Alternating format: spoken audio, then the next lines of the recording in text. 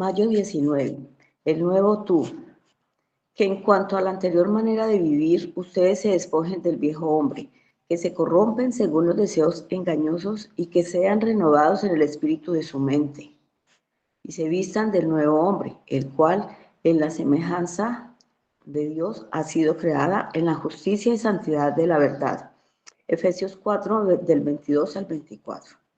Dios no nos salvó solo para que pudiéramos escapar del infierno e ir al cielo. Por más maravilloso que fue nuestro rescate, su plan para nosotros y para el mundo va mucho más allá. En Cristo, Dios está trabajando para reconciliar todas las cosas consigo, ya sean las que están en la tierra o las que están en los cielos. Colosenses 19:20. Un elemento de esta reconciliación es la justicia y la vida santa con la que Dios nos llama a vestirnos. Sin embargo, cuando nos vestimos del nuevo hombre, también debemos despojarnos del viejo hombre. ¿Qué significa esto de manera práctica? Pablo no nos deja buscando la respuesta. Él nos manda, dejen a un lado la falsedad y hablen verdad, porque todos nos pertenecemos mutuamente y estamos unidos los unos a los otros. Efesios 4:25. Y cuando mentimos, hacemos cortocircuito en el sistema nervioso del cuerpo de Cristo. Si tendemos a enojarnos, no debemos permitir que esto nos lleve a pecar. En cambio, debemos soltar nuestra ira antes de acostarnos para no dar oportunidad al diablo, en Efesios 4, 26 al 27. Si tomamos cosas que no son nuestras, debemos comenzar a ganarnos nuestro propio sustento y compartir en lugar de quitarle a los demás, Efesios 4, 28. No debemos permitir que nuestra lengua pronuncie nada que pueda derribar a los demás, sino solo lo que puede edificar, Efesios 4:29. Sorprendentemente, cuando nos comportamos según nuestra antigua manera de vivir, entristecemos al Espíritu Santo, Efesios 4:30. Para evitar hacerlos, debemos quitar de nosotros toda amargura, enojo, ira, gritos, insultos y malicia, Efesios 4:31. Tal como Dios está con nosotros en Cristo, también debemos ser amables y compasivos, listos siempre para perdonar, a pesar de lo difícil que pueda ser, porque Dios nos ha perdonado en Cristo, Efesios 4:32. En 2 Corintios 5:17, el apóstol Pablo nos recuerda que todo el que está en Cristo nueva criatura es. Las cosas viejas pasaron, ahora han sido hechas nuevas. Aún así, vestirse del nuevo hombre requiere mucho esfuerzo. En medio de este esfuerzo, debemos saber que Dios mismo trabaja en nosotros y nos da la capacidad y el poder para ser más como Cristo. Filipenses 2:13. Si estás en Cristo, Dios ya comenzó su obra de restauración en ti y la terminará. Filipenses 1:6. ¿Qué mayor garantía podrías tener? ¿Qué mejor motivación para vestirte del nuevo hombre y despojarte del viejo? ¿Qué implicará poner esto en práctica hoy? Para profundizar, Efesios 4, del 20 al 32. Amén. Amén. Gracias, hermanita Estela. Bueno, familia, los que se acaban de conectar, buenos días. El devocional de hoy, como siempre, cada mañana el Señor hablando a nuestros corazones y nos recuerda, como dice el devocional, el nuevo tú, el nuevo yo. Quiero leerles desde el versículo 17 de Efesios 4. Dice la palabra del Señor.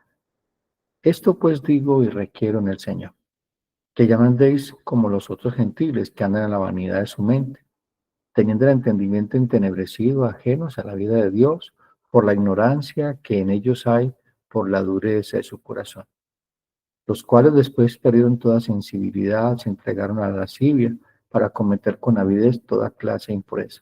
Mas vosotros no habéis aprendido así a Cristo, si en verdad le habéis oído, y habéis sido por él enseñados conforme a la verdad que está en Jesús.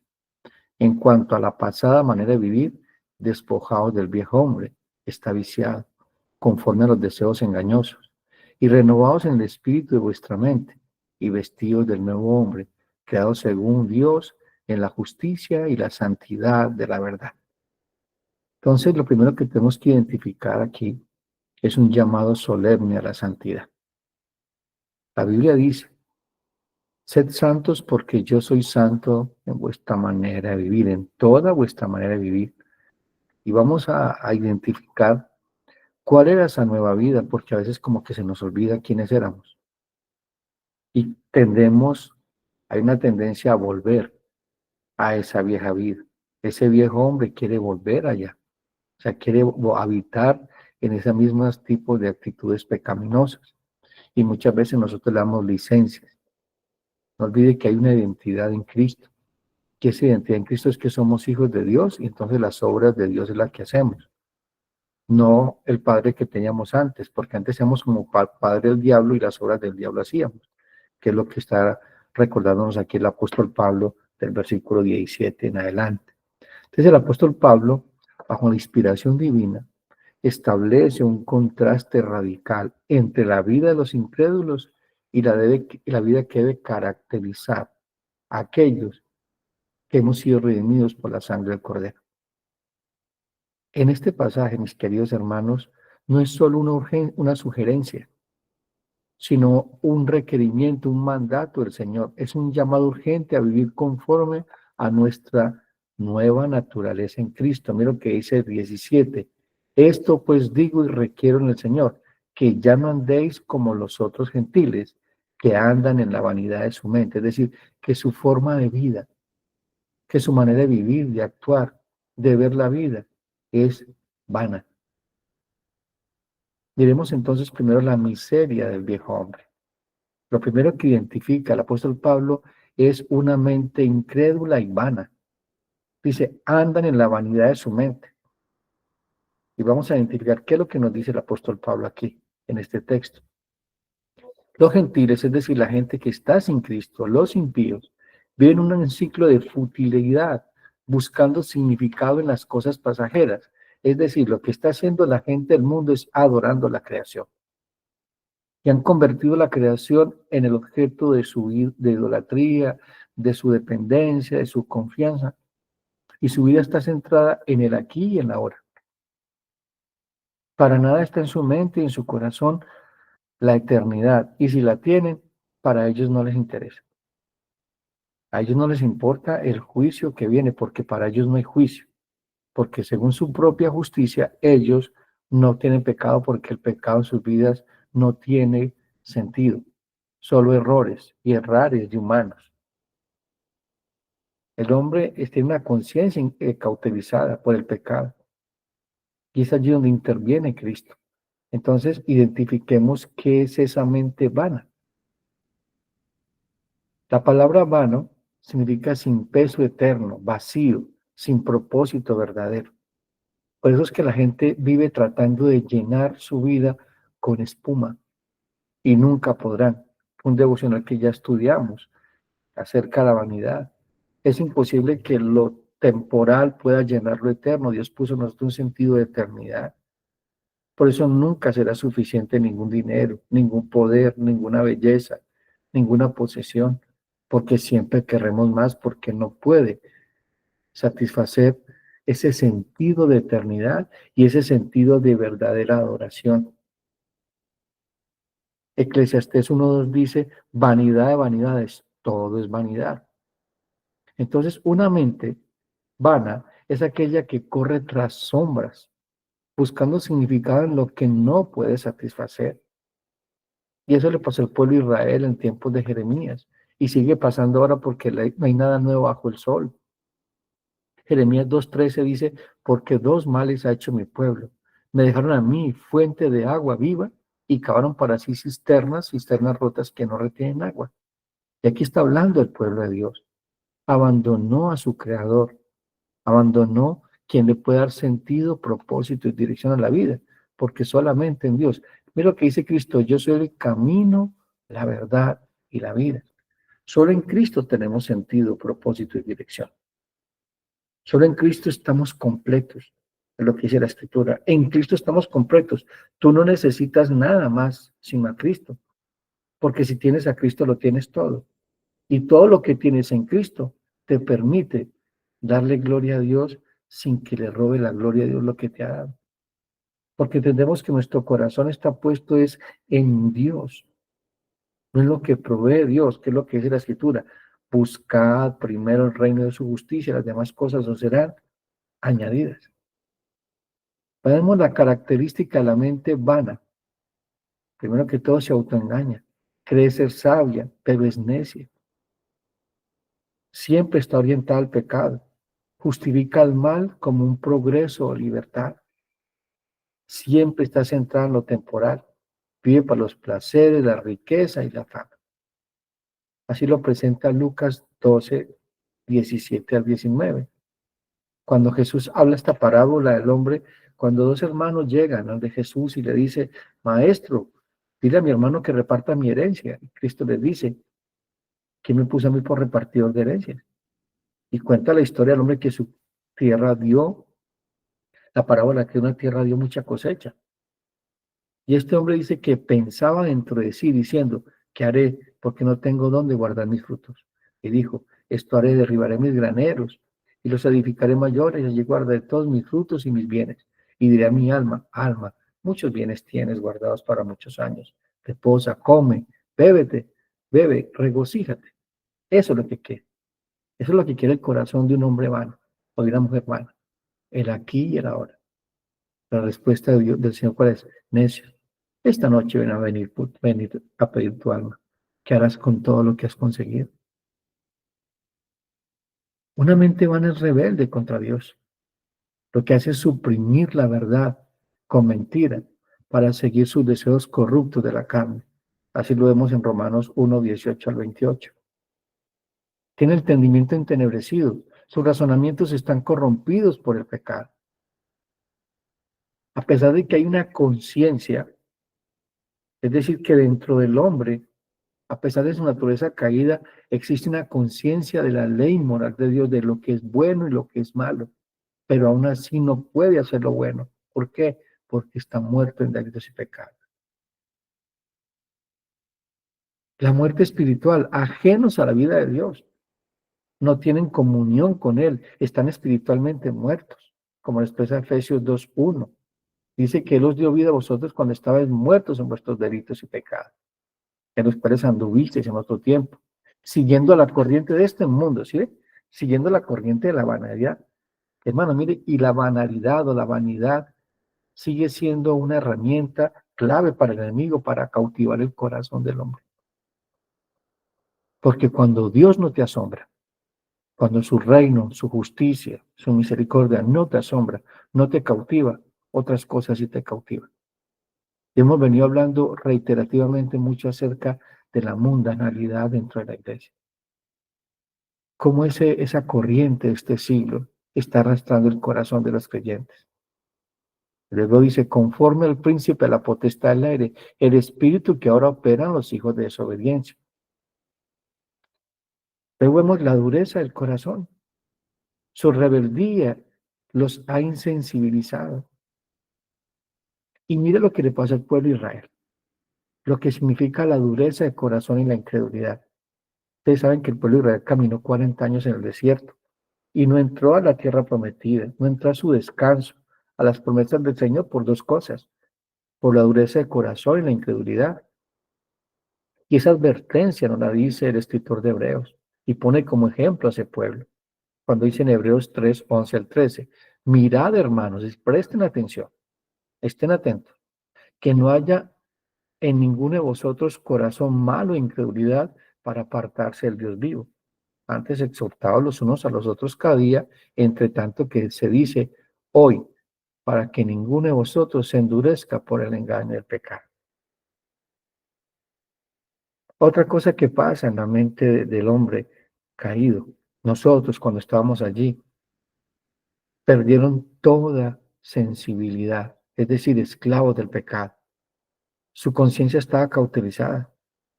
Primera Timoteo 4:2 dice, pero el Espíritu dice claramente que en los posteros tiempos algunos apostatarán de la fe, es decir, creyentes, gente que está en la iglesia, gente que está contigo dentro de la congregación. ¿Qué harían? Escuchando a espíritus engañadores y otras de demonios por la hipocresía de mentirosos que teniendo la cauterizada la conciencia engañarán a muchos. ¿Qué otra cosa pasa en ese viejo hombre?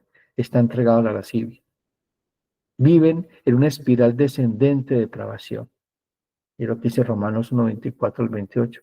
Por esto Dios los entregó a pasiones vergonzosas, pues aún sus mujeres cambiaron el uso natural por lo que es contra la naturaleza. Y de igual modo también los hombres dejaron el uso natural de la mujer y se encendieron en sus lascivias unos con otros, cometiendo hechos vergonzosos, hombres con hombres, recibiendo en sí mismos la retribución debida a su extravío. Y como ellos no aprobaron a Dios, no aprobaron tener en cuenta a Dios, Dios los entregó a una mente reprobada para hacer cosas que no convienen. Esto es un juicio de Dios. Esto que llaman los juicios temporales de Dios. Dios entrega al hombre a sus pasiones. Y mire que esto fue escrito hace casi 2000 años. ¿Y cómo lo vemos ahora? ¿Cómo vive el hombre?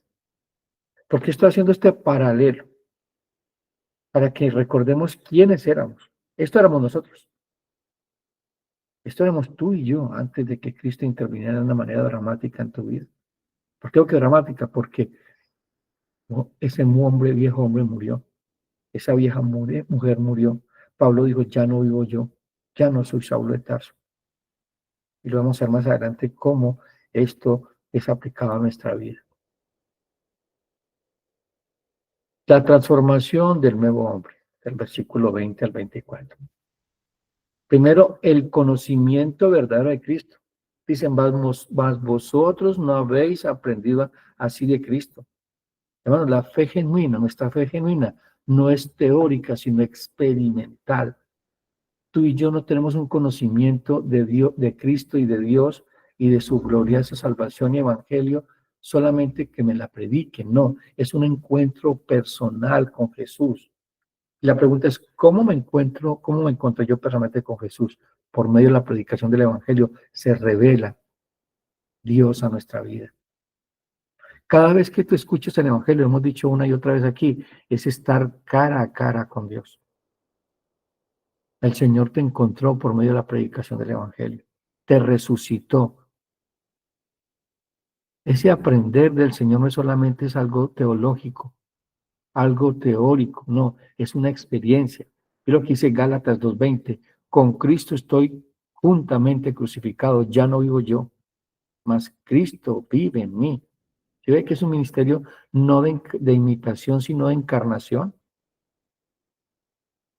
Y lo que ahora vivo en la carne, lo vivo en la fe del Hijo de Dios, el cual me amó y se entregó a sí mismo por mí.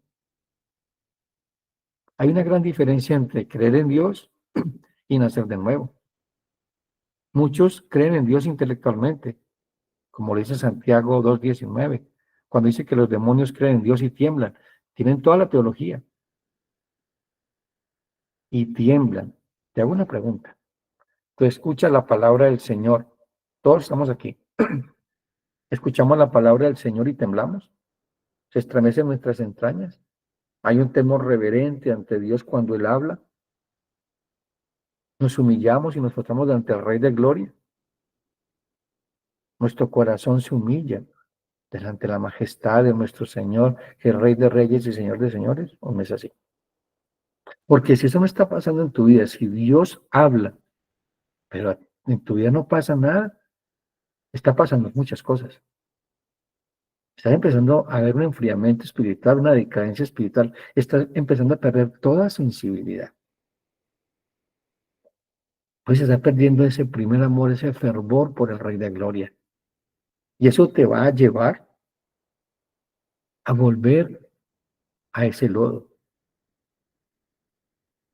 Y no significa que la salvación dependa de nosotros, depende del Señor. Pero leímos ahorita en Hebreos capítulo 3 que podemos endurecer nuestro corazón por el engaño del pecado. Y es una advertencia. Sabemos de que Dios nos deja, o sea, Dios no nos dejará terminar así, porque los que son salvos, hermano, terminamos la carrera. Pero va a haber mucho dolor si volvemos al barro. Recuerden el hijo pródigo. Estuvo comiendo comida de cerdos, ni aún así le dejaban comer comida de cerdos. Pero el Señor nos está dando advertencias hoy, que tenemos que despojarnos de muchas cosas de ese viejo hombre que todavía siguen gobernando nuestra vida y que le damos licencia y que permitimos y que toleramos y que cohabitamos con ellas y pensamos que no son malas. ¿Por qué? Porque la banalidad de este mundo, lo que llamamos relativismo, que no es tan malo lo que estoy viendo. Hermanos, si Dios dice que es santo, tiene que ser santo. Que dé gloria y honra lo que ves, lo que haces, lo que hueles, lo que tocas, dónde vas, con quién estás, tus conversaciones, todo. Porque tenemos un Dios que es celoso. Tenemos un Dios que ama la santidad porque Él es santo. Te dice Gálatas 2:20, con Cristo estoy juntamente crucificado, ya no vivo yo, más Cristo vive en mí. Lo que ahora vivo en la carne lo vivo en la fe del Hijo de Dios, el cual me amó y se entregó a sí mismo por mí. Mire, lo que dice, lo que vivo en la fe del Hijo de Dios, es decir, en el Evangelio. ¿Y que revela el Evangelio de Cristo? Entonces, ahora la diferencia entre creer en Dios y nacer de nuevo. Los demonios creen en Dios y tiemblan, pero no son nacidos de nuevo. Tú ya hemos sido transformados por Cristo. Hermanos, ¿cuál es la evidencia de un nacimiento nuevo? Primero, aprender de Cristo. Dice, no habéis aprendido de Cristo. No es un mero conocimiento, como decía ahorita, doctrinal, sino un encuentro personal con Él. Mira el encuentro personal de Pablo con Cristo. Aunque yo tengo también de qué confiar en la carne, si alguno piensa que tiene que confiar en la carne, yo más. Mire quién era Pablo según la ley. Circuncidado al octavo día, del linaje de Israel, de la tribu de Benjamín, hebreo de hebreos, en cuanto a la ley, fariseo, en cuanto al celo, perseguidor de la iglesia, en cuanto a la justicia que es en la ley, irreprensible. Es decir, que Pablo ya estaba en el cielo según sus ojos, ya había heredado la vida eterna. Pero cuantas cosas eran para mí ganancias, las he estimado como pérdida, por amor de Cristo. Y ciertamente aún estimo todas las cosas como pérdida, por la excelencia del conocimiento de Cristo Jesús, mi Señor, por amor del cual lo he perdido todo y lo tengo por basura para ganar a Cristo. Hago una pregunta. Tu pasado, todo lo que tú eras, ¿lo has abandonado por amor a Cristo? ¿O sigues siendo los mismos planes, deseos, sueños cuando estabas en el mundo? Dios nos cumple, Dios no emparcha vidas, vamos a ver más adelante qué es lo que hace Dios con el nuevo nacimiento. Pero tú no puedes seguir a Cristo y seguir amando tu vida, tu vieja vida. Es que tu vida ya no existe. Pablo, para mí el vivir es Cristo. Tu vida tiene que ser Cristo. Para un verdadero creyente tiene que ser eso. Pero como tenemos una mente católica romana, todavía pensamos que ponemos una dicotomía entre lo santo, es decir, una cosa es en la iglesia y otra cosa es fuera de la iglesia. Esto es lo que se llama el secularismo. Es decir, yo soy santo cuando voy a la iglesia, adoro el nombre del Señor, canto, lloro, levanto manos santas y salgo de la iglesia y vuelvo a esa vieja vida, ¿no? Uno de los propósitos de este devocional es ese, estar conectados a la vida toda mañana, recordándonos el Evangelio porque somos tendientes a olvidarnos del Evangelio y si te olvidas del Evangelio, ¿de quién te olvidas? Pues del Señor del Evangelio. Y vamos a tener otro Señor. El apóstol Pablo dice en Filipenses que nos ocupemos de la salvación con temor y con temblor. Ese ocuparnos de la salvación no solamente es el domingo, es en toda nuestra manera de vivir. Dice la Escritura, procurar estar en paz con todos y sin la santidad nadie verá al Señor. Tenemos que perseguir la santidad. Debemos ser intencionales todos los días en vivir para la gloria de Dios, en hacer morir ese viejo hombre, en no alimentar ese viejo hombre. ¿A quiénes estás alimentando? ¿Al viejo hombre o al nuevo hombre? ¿Te estás ocupando de la salvación con temor o con temblor? ¿O la estás descuidando cuando descuidas el Evangelio del Señor? Son preguntas que tenemos que estar allí, que nos vamos a contestar cada uno de nosotros. Es Pablo abandonó todo por amor a Cristo, el cual he perdido todo y lo tengo por basura para ganar a Cristo. Hermanos, tú ves el mundo, lo que ofrece el mundo, sin Dios como basura. Porque una cosa es que tú veas el mundo, que te lo ha ofrecido Dios, que lo entrega Dios para su gloria, para que seas un buen mayordomo de lo que Dios te ha dado para la gloria de Dios y que disfrutes de Dios en las cosas que Dios te ha dado. Pero cuando las cosas que el mundo te ofrece, Dios no está como Señor y como objeto de adoración, es allí donde empezamos a perder de vista lo que es Dios en lo que nos da.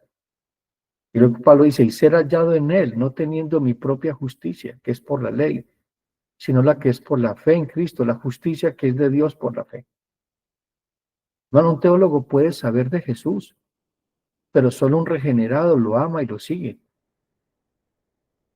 Muchos teólogos pueden estar escritos en Mateo 7, 21 al 23, cuando dicen, no todo el que me dice Señor, Señor, entra al reino de los cielos, sino aquel que hace la voluntad de mi Padre que está en los cielos. Señor, en tu nombre echamos demonios, sanamos enfermos, profetizamos. ¿Y cuál es la respuesta de Cristo? Nunca os conocí, apartados de mí, hacedores de la maldad. Hermano, la verdad está en Jesús. La verdad no es abstracta. La verdad no es subjetiva. La verdad no es relativa. La verdad es Cristo mismo. Cristo es la verdad, no una de las verdades. Son los absolutos de Dios. Tú y yo tenemos que vivir. Si somos nuevas criaturas en Cristo, una nueva vida, vivimos en los absolutos de Dios. No negociamos los absolutos de Dios. Dios es santo, santo, santo. No solamente santo. Porque usa 3 veces la palabra santo, porque es el superlativo. Es una santidad absoluta y total, no a medias. Tú no puedes escoger qué es santo y qué no es santo. Mucho nos pasa lo que le sucedió a Saúl. Saúl fue selectivo en la santidad de lo que Dios había mandado. Perdonó lo mejor del ganado de Amalek y perdonó la vida de Amalek. Y dijo que había obedecido a Dios. Y si ustedes leen la escritura, van a encontrar que cuando Dios le da la orden a Saúl, él sale a cumplir la orden, a destruir los amalecitas. Antes de llegar al campo de batalla, se construye un monumento. Él se construye un altar, pero no a Dios. Y para que ustedes sepan, ¿qué es lo que levanta Saúl? Una mano, así, lo que significa anarquía. Él ya en su corazón no quería adorar a Dios. Él quería ser adorado él mismo. Por eso es que él perdonó la vida a Amalek y lo mejor de su ganado para verse que era magnánimo. Y lo primero que hace es para agradarle al pueblo, para tener el favor del pueblo y perder el favor de Dios. ¿Qué quieres tú, tener el favor del pueblo o de Dios? ¿Del mundo o de Dios? Recuerda que si tú eres amigo del mundo, eres enemigo de Dios. Una cosa es estar en el mundo, otra cosa es amar el mundo. Cuando yo digo que debemos amar a la gente que está sin Cristo, es predicar el Evangelio, pero no tolerar, ni vivir, ni permitir, ni cohabitar como ellos viven o amar lo que ellos hacen. Así de sencillo. Así de sencillo, mi querido hermano, mi querida hermana. Cristo dijo, yo soy el camino, la verdad y la vida. Nadie viene al Padre si no es por mí. Él es la verdad. Bueno, su palabra nos santifica. Su verdad nos santifica. Hoy el Evangelio está siendo predicado y debe santificarnos, guiado por el Espíritu de Dios. Es lo que dice Juan 17, 14 al 17, lo que llama la oración pastoral o rendición de cuentas. Yo les he dado tu palabra. Y no le dice, yo les he dado milagros, señales, cosas portentosas, que es lo que busca el mundo, señales, cosas místicas, sentimientos, algo que me estremezca, la revelación de un ángel, ¿no? Yo les he dado que tu palabra. Y el mundo los ha aborrecido porque no son del mundo, como tampoco yo soy del mundo. No ruego que los quites del mundo, sino que los guardes del mal. No son del mundo, como tampoco yo soy del mundo. Santifícalos en tu verdad. Tu palabra es verdad. Ese nuevo hombre se santifica. Nosotros ya somos libres. Vas a ver más adelante por qué somos libres y de qué nos hizo libres. Hermanos, la santificación es dada por medio del Evangelio y la dirección del Espíritu Santo. ¿Y qué es la santificación? Ya somos santos. La santificación es progresiva. Es esa transformación de ese viejo hombre a la imagen del varón perfecto que es Cristo. Y todos estamos en ese proceso. Esa es la carrera de la fe, es la batalla de la fe. Estamos caminando en ella, estamos inmersos en esa batalla. Pero es claro que el verdadero hombre que ha nacido de nuevo se santifica, se purifica, se despoja el viejo hombre. Usa todos los medios de gracia que Dios ha provisto para bañarnos, limpiarnos, para despojarnos de ese viejo hombre. Es lo que dice el versículo 22. El despojaos del viejo hombre. No es un automejoramiento, aclaro, es una muerte al pecado. Es lo que dice Romanos 6, 5 al 6. Porque si fuimos plantados juntamente con él en semejanza de su muerte, así también lo seremos en la de su resurrección. Sabiendo esto, que nuestro viejo hombre fue crucificado juntamente con él, para que el cuerpo del pecado sea destruido, a fin de que nos sirvamos más al pecado, ¿sí ves? Nos sirvamos más al pecado, porque el que ha muerto ha sido justificado al pecado. Y si morimos con Cristo, creemos también que viviremos en él. Hermanos, el religioso modera los pecados, es decir, los acomoda. Esto no es tan pecado. Dios esto no lo ve tan pecado. Es que yo he hecho las cosas muy bien, entonces Dios me va a perdonar porque yo me manejé bien, entonces si pequé con esto, entonces el que peca reza empata. Hermanos, el regenerado aborrece el pecado. El regenerado aborrece el pecado. Pablo dice en Romanos 8, 12 al 13, así que hermanos deudores somos no a la carne, para que vivamos conforme a la carne. Porque si vivís conforme a la carne, moriréis. Mas si por espíritu, y miren, escuchen esto, mas si por el espíritu hacéis morir las obras de la carne, viviréis. Hermanos, esos deseos engañosos que dice el apóstol Pablo en este capítulo 4, el pecado te ofrece libertad, pero te esclaviza. ¿Se acuerdan de David? ¿Qué le dijo el enemigo? Ah, no, una mirada no es nada. Mírela, disfrútela, pero no la va a tocar. No, hermanos. Miren dónde terminó David. Si David hubiera sabido que esa mirada los llevaría a las consecuencias tan funestas de su pecado, no lo hubiera hecho. Bueno, uno no alcanza a cuantificar hasta dónde te puede llevar un pecado. Solo Dios, solo Dios. Una mirada a donde lleva. Casi destruye su familia. Esto es serio, hermano. Esto es serio, de verdad que es serio. Muy serio. ¿Qué dice Juan 8, 31 al 33? Dijo entonces Jesús a los judíos que habían creído en él: si vosotros permaneciereis en mi palabra, seréis verdaderamente mis discípulos, y conocéis la verdad, y la verdad os hará libres. Y respondieron, mire, y habían creído en Jesús. Y le respondieron: linaje de Abraham somos, y jamás hemos sido esclavos de nadie. ¿Cómo decís tú que seréis libres? Jesús le respondió: de cierto os digo, que todo aquel que hace pecado, es esclavo del pecado. ¿Cuál es el impacto del conocimiento de Cristo? El nuevo nacimiento. Produce convicción de pecado y poder para renunciar a él. Es lo que dice Juan 3, 8 al 9.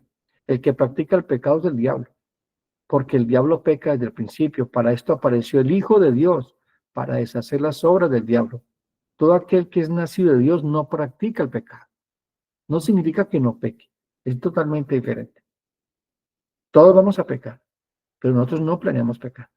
Nuestra manera de vida no es el pecado, es la santidad del Señor. Pero si tú has nacido de nuevo, eres intencional en perseguir la santidad, en correr tras Cristo.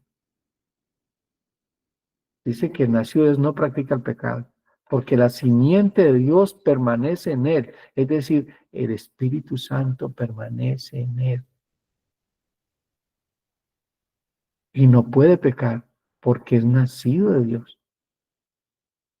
Ahora vemos qué pasa con un hombre nacido de nuevo, una buena nación. Renueva su mente. La mente es el campo de batalla. Así lo expresa Romanos 12:2. Cuando dice que no os amoldéis a este siglo, sino que transformaos. Renueve su mente. ¿Cómo la renuevo? Con el Evangelio. Creyendo, confiando y dependiendo de Dios a través del Evangelio. El religioso piensa como el mundo. Anhela las cosas del mundo. Pero dice que ama a Dios. Y se maneja bien.